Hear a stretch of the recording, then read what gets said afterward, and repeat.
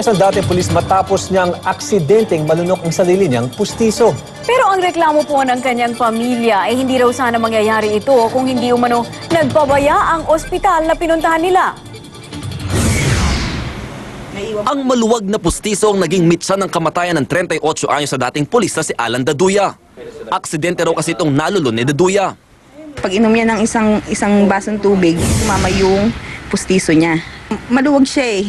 Kasi yung isang kawit niya doon sa kabila, wala na. Nadala pa sa East Avenue Medical Center si Daduya, pero namatay pagkalipas ng 10 araw.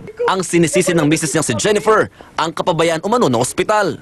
Hindi dahil sa kanila hindi mamamatay yung asawa ko.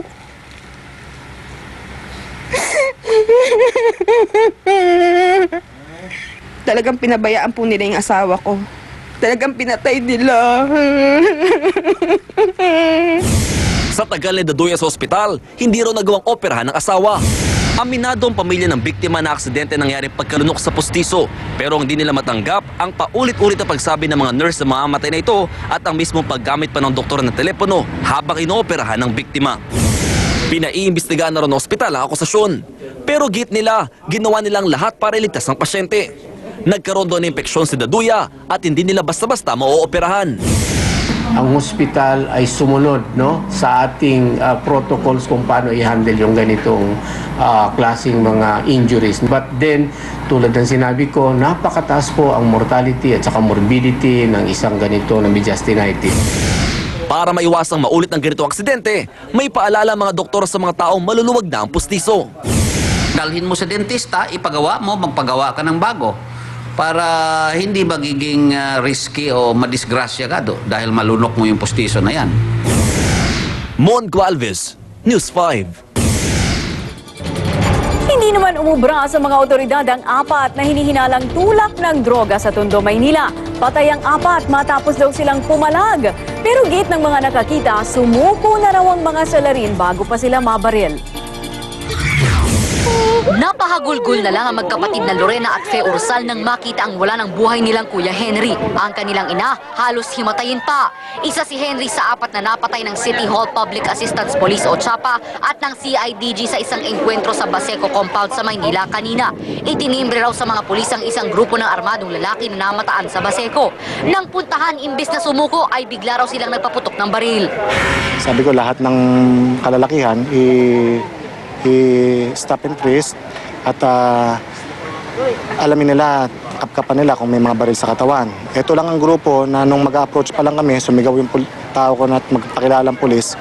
Imbis na isubmit yung sarili nila sa amin na matiwasay, pinutukan nila kami. Iba naman ang bersyon ng mga nakakita sa pangyayari. Nakita ko naman nasa mukha yung kuya ko. Hindi ko alam, bigla na lang nagkaputukan sa loob. Inilala ang 2 pang biktima na sina Christopher Villalon at William Olivare habang inaalam pa ang pagkakilala ng isa. Na-recover sa kanilang 3 baril at 1 granada. Ayon sa mga pulis, notorious daw ang grupo sa bentahan ng droga. Suspect din ang isa sa kanila sa pagpatay sa isang pulis Maynila nitong Enero. Ilan nila na nagsasabi na ito rin yung mga tao na nagtutulak ng drugs dito sa lugar. At natatakot din sila at mukhang sa tingin nila ito rin yung responsable dito sa mga patayan ng mga nakaraang linggo. Aminado naman ang mga kaanak ni Henry sa bisyo nito pero gate nila. Gumaganyan po yan pero hindi po nag-aano ng droga yun, nagtutulak. Tuloy ang investigasyon sa insidente. Camille Abadisio, News 5. Isang batang lalaki sa Payatas ang 1 buwan na raw hirap sa paghinga. Pero taliwas sa akala ng kanyang ina, hindi lang pala itong simpleng sumpong ng hika. Kaya Rescue 5 sa Klolohan nyo.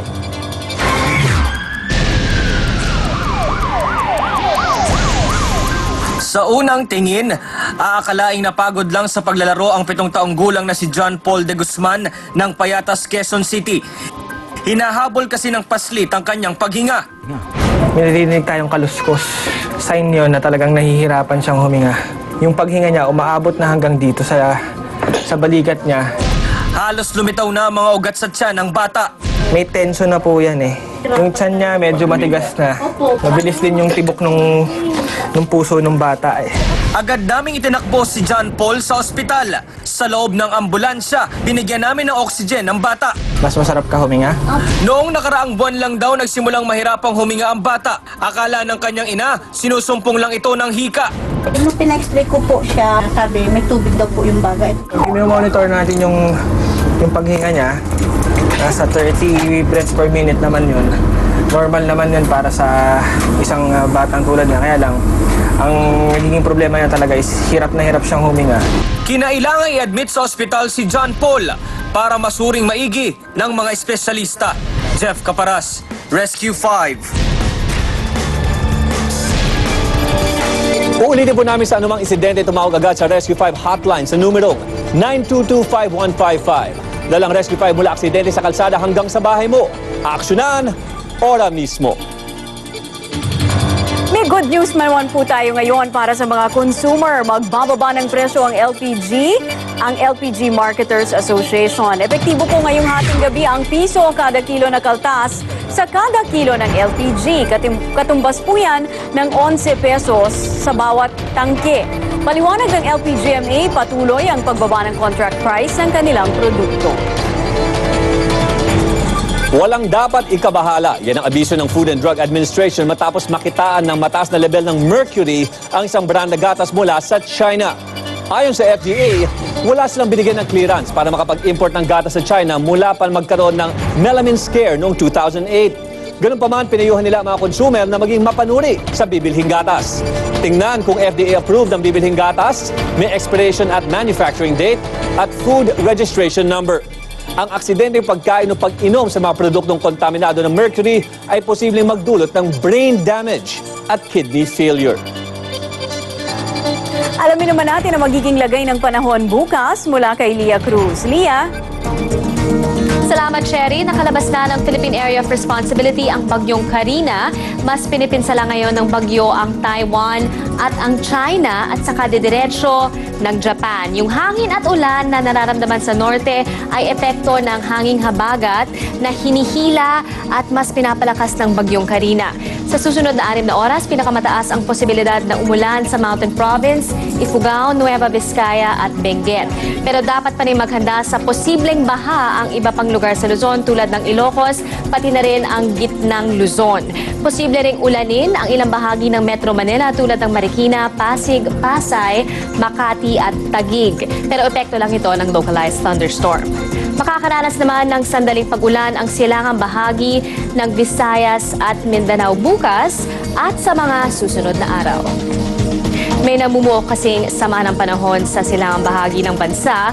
Malabo pa itong maging bagyo bukas pero posible pa itong lumakas. At yan po ang lagay ng panahon. Ako po si Leah Cruz. Joby? Salamat, Leah. Umani naman po ng batiko sa social media ang panukalang batas ni Manila Congresswoman Maria Teresa Bonoan David. Mula po sa kontribusyon ng bawat OFW na $25, gusto niyang itaas ito sa $50 para sa Emergency Repatriation Fund. May mga umahalma dahil ang ilang OFW, maliit lang daw ang sweldo. At saka saan doon napupunta yung taxes, ano po. Dapat alagaan na lang daw sila at hindi na kailangan magbigay pa ng pera. Sabi naman ng ilan, magandang intensyon ni Bonoan pero dapat sa ibang paraan kukunin ang budget. Iba naman po ang iniinda ng isang teenager sa Florida. Ibang story na po ito. Aksidente kasi siyang tinamaan ng sibat sa ulo. Pumasok ito sa ibabaw ng kanang mata at lumabas ang dulo sa likod ng bungo pero himala raw na walang vital brain structure ang napinsala. Tapos naman sa CNNI report ang tattoo artist ng Kalinga. 90 anyos sa si Wang Od pero magaling pa rin siyang maglagay ng tattoo gamit ang tinik at uling. Minsan na rin siyang ipinakita o na-feature sa Discovery Channel. Pero alam nyo, yung mga ibang pinag-uusapan na yan sa Twitter at saka sa Facebook, ano po, meron talaga mas pinag-usapan ng early evening. Walang iba po kundi si King of Comedy Dolphy, ano po, at nag-trending yung Pray for Dolphy. Pero meron din naman mga naiinis dahil meron mga nagsasabi agad ng rest in peace. So itong mga to, para mga nanloloko na lang, ano, Paolo, Chen. Salamat, Jovi, sa pagbabalik ng Pilipinas News. Usapang sports tayo, Miami Heat, isang panalo na lang. May NBA championship na sila. Oklahoma City Thunder, makakabawi pa kaya? Kakaibang talent, ipinamalas ng isang contestant sa isang talent show sa Thailand. Pumasa naman kaya siya? Tapos it's masyado din madami pa. At tutukan niyo po ang panayam natin sa isa sa mga anak ni Dolphy na si Ronnie Quizon tungkol pa rin po sa kondisyon ng kanilang ama. Sa pagbabalik po yan ng Pilipinas News.